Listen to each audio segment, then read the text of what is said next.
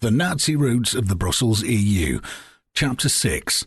800 years after Magna Carta, the rule of the Brussels EU would end centuries of freedom and independence in Great Britain. Here is a law which is above the king, which even he must not break. This reaffirmation of a supreme law and its expression in a general charter is the great work of Magna Carta, and this alone justifies the respect in which men have held it. Winston Churchill, 1956.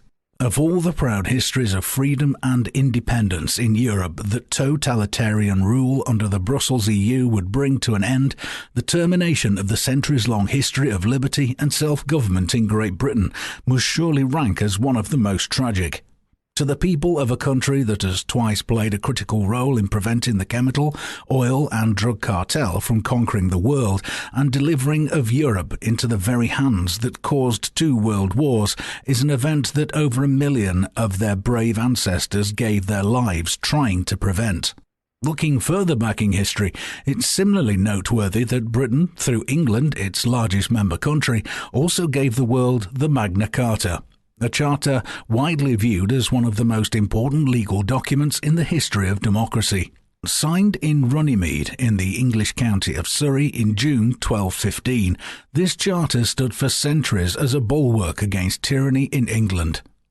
By recognising rights such as habeas corpus, the right of a detained person to a hearing before an independent court to determine whether the detention is lawful, and placing even sovereigns and magistrates within the rule of law, England's Magna Carta led the world into the development of constitutional law. Unbeknownst to many British people, however, the Brussels EU so-called European Arrest Warrant, passed in 2002, has repealed habeas corpus. Similarly, the Lisbon Treaty repeals not only Magna Carta's protections against arbitrary and capricious rule, but also the very sovereignty of the British Parliament, a body that has been a model for parliamentary systems throughout the world.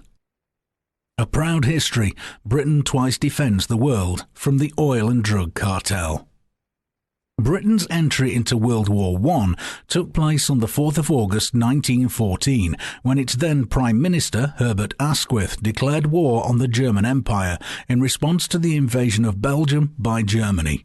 Amongst the many factors that were crucial to ensuring Germany's defeat in World War I, the key role of the British Royal Navy, the largest navy in the world at that time, is frequently overlooked.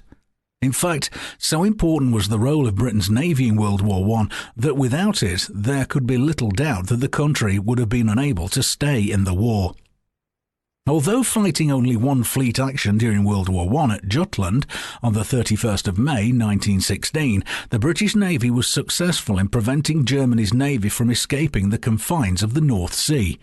In so doing, it played a decisive role in enabling maritime trade between Britain and its allies to continue throughout the war. Along with the mass army it provided, Britain was also the arsenal and financier of the alliance and decisively withstood even Germany's declaring of unrestricted submarine warfare in February 1916. As such, without Britain's efforts, it's clear that the outcome of World War I would have been very different.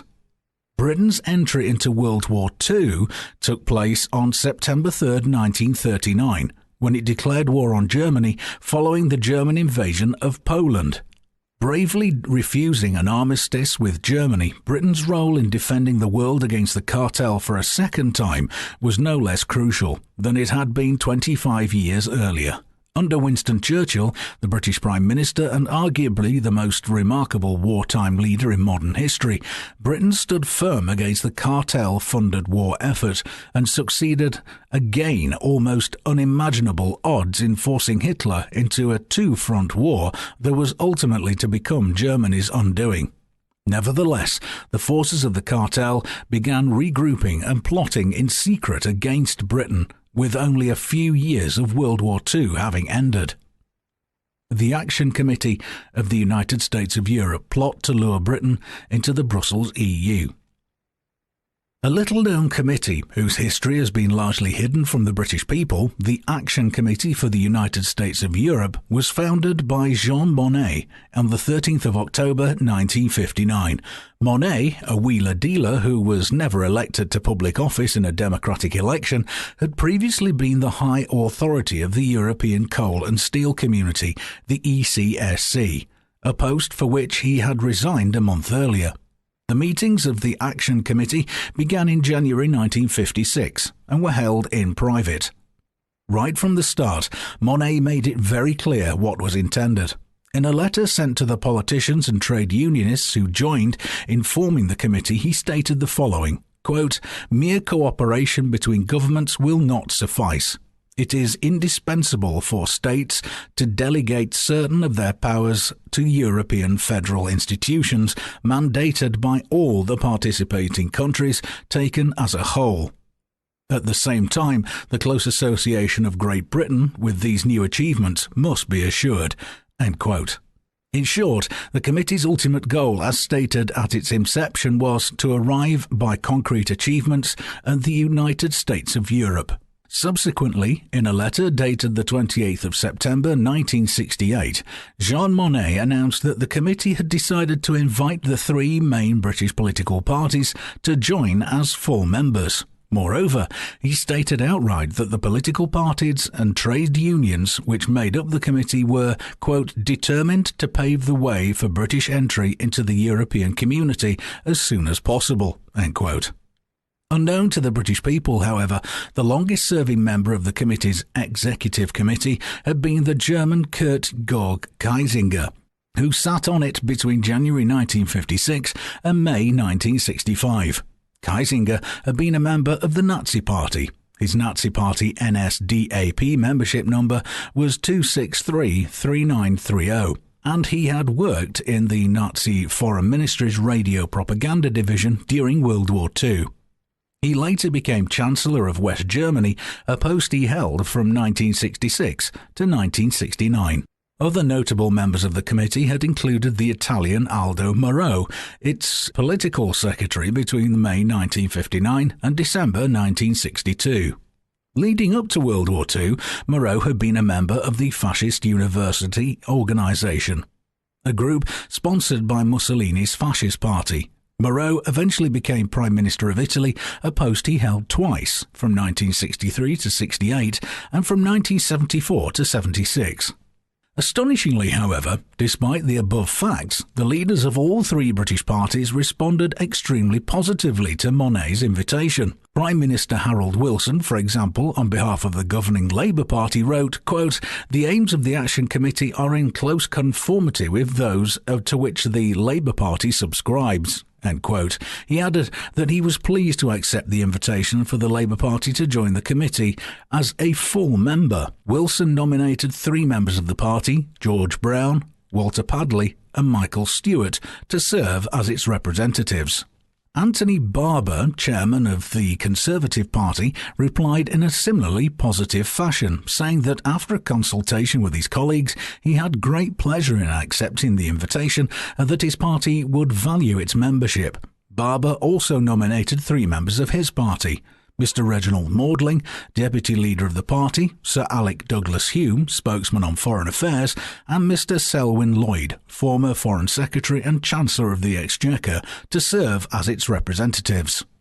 Jeremy Thorpe, leader of the Liberal Party, was equally enthusiastic, saying that he would join the Action Committee with high hopes. He added that the sphere of cooperation must be, quote, "enlarged to include diplomacy and defence and large parts of social and cultural policy," end quote. As a result, the attendees at the committee's 14th session, which took place on the 11th of March 1969, included members from all three major British political parties, all of whom sat not as private individuals but as nominated representatives of their parties. The meeting was held in London and was a key moment in luring of Britain into the Brussels EU. Meetings of the Action Committee for the United States of Europe were held throughout the 1960s and only concluded after 1973, when Britain had joined the European Economic Community. Decimalisation of the British currency, first step towards scrapping the pound. To the designers of the Brussels EU, a key step in helping to ensure that its member countries were unable to leave the bloc was the creation of a single European currency, the euro. The rationale behind this was simple. Scrapping a nation's currency and making it subject to the control of a cartel-controlled central bank reduces an autonomous country to a mere constituent state in a corporate-controlled superstate. Prior to the creation of the euro, the monetary systems of the 6 founding member countries of the Brussels EU had all utilised currencies based upon subunits of 100. As such, it was obviously decided that the pan-European single currency would similarly utilise subunits of 100. Given, however, that Britain's currency, the pound sterling, the world's oldest currency still in use, was based until 1971 upon subunits of 240, harmonisation of the decimal base systems of the 6 founding member countries was deemed necessary before the British people could be coerced into ditching the pound and accepting a pan-European single currency based upon subunits of 100. Thus was born what eventually came to be known as the decimalisation of Britain's currency.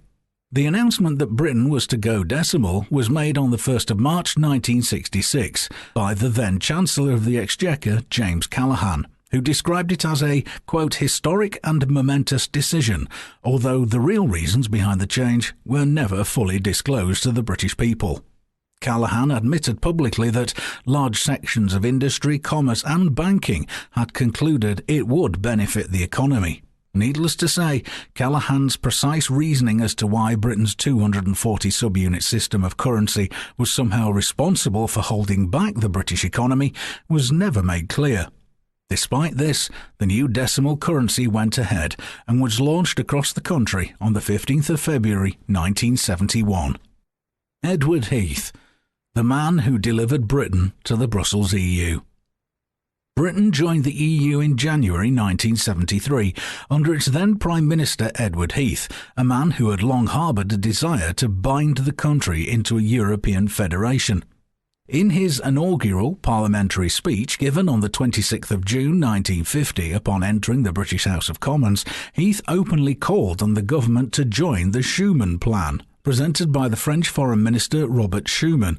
Only a month prior to Heath becoming member of the British Parliament, the Schuman Plan ultimately led directly to the creation of the Brussels EU. Heath was well connected with the elite of the cartel, attending a meeting of the clandestine Bilderberg Group in 1976 and addressing a meeting of the Rockefeller-led Trilateral Commission in 1980, holding the post of British Prime Minister between 1970 and 1974.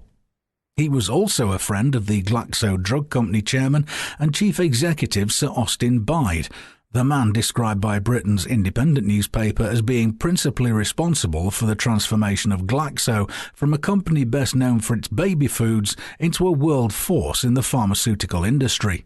Significantly, it's notable that Bide, whilst seconded to Glaxo during World War II, had worked on vitamins and penicillin and was also responsible for patents. Another close friend of Heath was Eric Rolle, later to become Baron Rolle of Ipsden and a member of the British House of Lords. Rolle, also a frequent Bilderberg meeting attendee and a member of the group's powerful steering committee, but Bide and Rolle were by no means Heath's only controversial associates. After French President Charles de Gaulle had vetoed Britain's entry into the Brussels EU during the 1960s, Heath invited the ex-Nazi lawyer Walter Holstein, by then President of the European Commission, to Chequers, his prime ministerial country residence, to examine why the entry had failed. This visit was one of several that Holstein made to Chequers during Heath's tenure as Prime Minister. Behind the scenes, during the decade leading up to Britain joining the EU in 1973, Holstein and Heath met on numerous occasions and worked closely together. In recognition of their close working relationship, Holstein even contributed the foreword to the German edition of Andrew Roth's 1973 book, Edward Heath, Ein Mein für Europa, From this, by his own account, it's clear Holstein used Heath as his barometer of determining the political temperature before official meetings and negotiations on the UK's application to join the EU bloc, promising to be at Heath's side in pushing through Britain's membership. It's equally clear that Holstein was determined for the country to join the Brussels EU regardless of any opposition from the British people. Notably, therefore, Holstein summed up Heath's role in delivering Britain into the arms of the Brussels EU by stating outright that, quote, the success of this battle was to a decisive extent his victory. Heath lost power in 1974 to Harold Wilson's Labour Party, whose election manifesto had committed it to allowing the British people a referendum on whether Britain should stay in the common market on renegotiated terms or leave it entirely. In the campaign that preceded the referendum, which took place on the 6th of June 1975, the millionaire businessman Alistair McAlpine, who later became treasurer of Heath's Conservative Party, acted as campaign treasurer for the Yes side. Speaking to the Independent newspaper in June 2005, McAlpine admitted that, quote, the banks and the big industry companies put in very large sums of money to the Yes side. The Independent also described how, according to an organiser of the Yes campaign, Caroline de Courcy Ireland, the Yes side additionally had the benefit of money from the European Commission, whose funding was used to charter a series of 100-seater jet planes from British Caledonian Airlines to fly almost 1,000 pro-European speakers to briefings given by top-level Eurocrats. Revealingly, de Courcy Ireland described the money as, quote, a sort of special dispensation from the Commission, end quote. Faced with the referendum question, do you think the UK should stay in the European Community common market, the Yes side's massive cooperation and European Commission funding ensured that just over 67% of voters voted in favour. After the vote, Heath admitted that he'd worked for this for 25 years. To this day, the 1975 vote remains the only referendum the British people have ever had on Europe. Will the British people fight to maintain their freedom and independence? Through the passing of the Lisbon Treaty, almost everything that Goering, as head of German Luftwaffe during World War II, had been trying to obtain for the cartel is on the verge of being achieved.